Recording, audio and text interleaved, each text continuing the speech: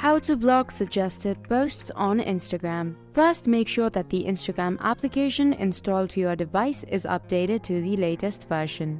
After you've done that, let's head to Instagram. Today, I'll be showing you 2 ways on how you can block suggested posts. For the first one, you have to click on this downward arrow right beside Instagram. Then you have to click on following.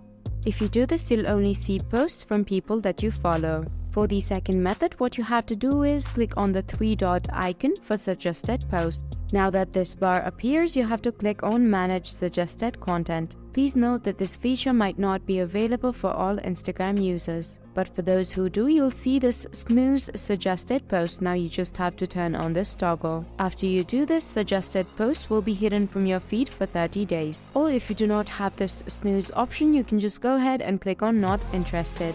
After you do that, you should see lesser posts like that on your feed. So there you have it. That is how you block suggested posts on Instagram. Hope I was able to help you out. Thank you for watching.